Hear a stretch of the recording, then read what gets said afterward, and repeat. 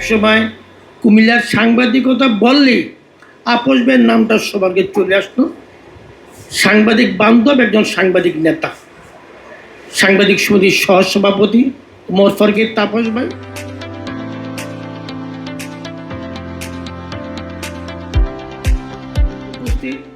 বাংলাদেশ সাংবাদিক সমিতি কুমিল্লা জেলা শাখার দপ্তর সম্পাদক, ব্রাহ্মণপাড়া প্রেস ক্লাবের সভাপতি, দৈনিক ব্রাহ্মণপাড়া বুরুজক সংবাদের সম্পাদক, আমাদের অত্যন্ত বিশ্বস্ত সহকর্মী বন্ধু জনাব সৈয়দ আহমেদ লাবলু, এবং কুমিল্লা থেকে যিনি এসেছেন এই 14 গ্রামের কৃতি সন্তান, অত্যন্ত রাইজিং সাংবাদিক বলতে যা বোঝায় রুবেল মজুমদার, তাদেরই অন্যতম একজন কুমিল্লা শহরে।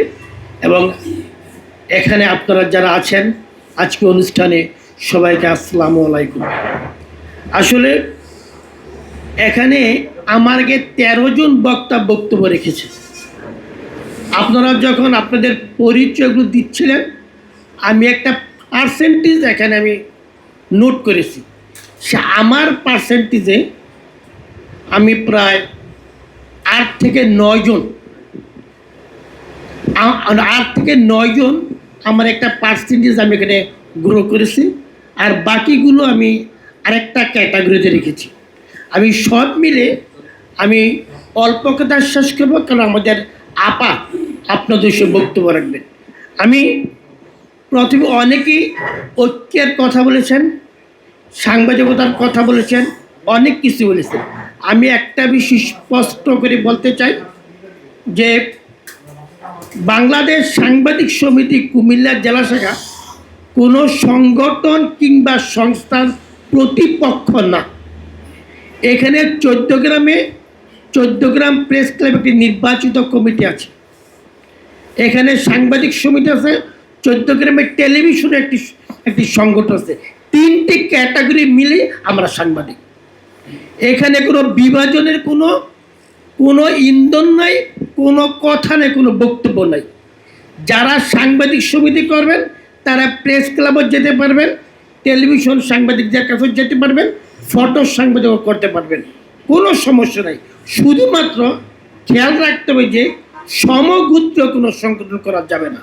সমগোত্র সংগঠন কোনটি? যেমন রিপোর্টার্স ক্লাব, সাংবাদিক ইউনিয়ন অথবা অন্য কোনো নাম দিয়ে সাংবাদিক সংস্থা, সাংবাদিক সমিতি করলে এগুলো করা যাবে না। আমি আবারও রিপিট করছি বোঝানোর স্বার্থে, এখানে আমাদের অনেক তরুণ বাইরে আছেন, 14 গ্রাম প্রেস ক্লাব করতে পারবেন, কোনো সমস্যা নেই।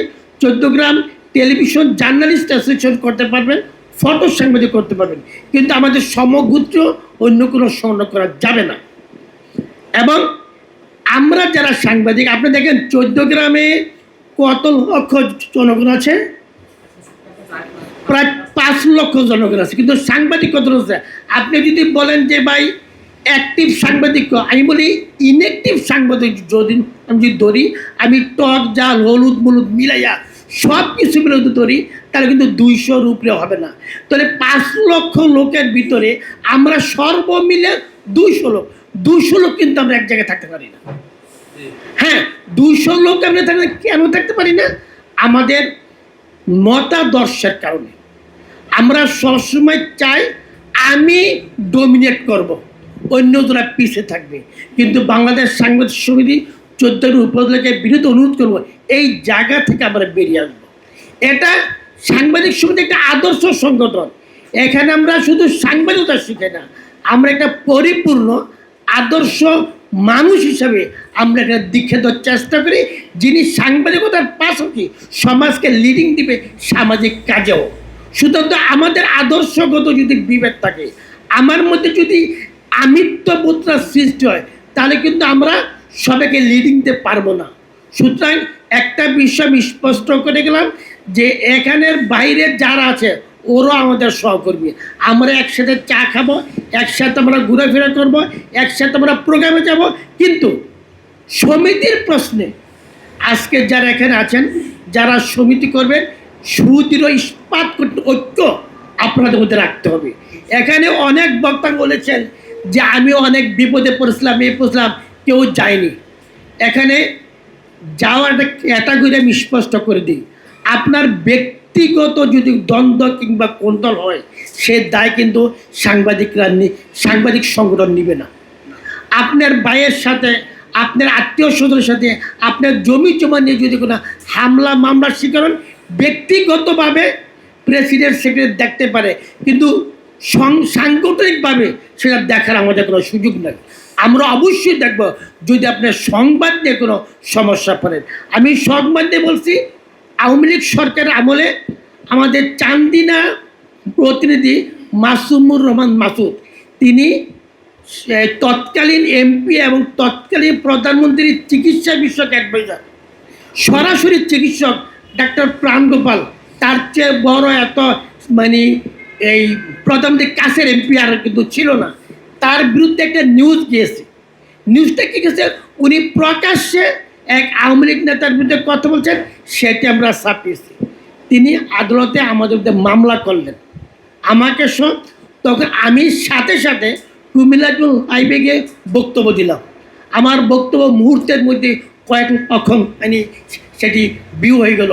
ওনার মাথা খারাপ হয়ে গেছে, উনি প্রস্তাব পাঠিয়েছে আমি যাতে আমার মামলা উঠিয়ে নিবে, কিন্তু মাসুমের মামলা থাকবে এই শর্তে আমি রাজি কিনা। আমি স্পষ্ট এমপিকে বলেছি যে মাসুমের মামলাকে উঠাইতে হবে, আমার মামলা উঠানোর আপনাকে দরকার নেই। আমার কলমই বাধ্য হবে আপনার মামলা আপনাকে উঠে নিতে। যখন বাংলাদেশ সাংবাদিক সমিতির বিভিন্ন উপজেলা থেকে একত্রে মানববন্ধনের কর্মসূচি ঘোষণা করলো, আমি তাদেরকে না করছি তোমরা আস্তে আস্তে করো, কিন্তু যেহেতু তারা আমার ফলোয়ার আর আমার সংগঠনের মুখে আমার যেমন তাদের প্রতি মমতাবোধ আছে, তাদেরও তো মমতাবোধ আছে, তারা ঘোষণা করলো। আমি আর তৎকালে আমাদের কুমিল্লা আমি 4 কলামে একটা ফিচার লিখলাম, একটা সমের খরচা লিখলাম। সেই লেখাটা করে তারা বাধ্য হয়েছে নামিরুল ইসলাম খানের সাথে বসতে। নামিরুল ইসলাম খান স্পষ্ট বলেছে এটা আমার কিছু করার নেই, আপনি শাহিদ আমলার সাথে বসেন। তখন তার পিএস পাঠিয়েছে, আওয়ামী লীগের সভাপতির সাথে পাঠিয়েছে।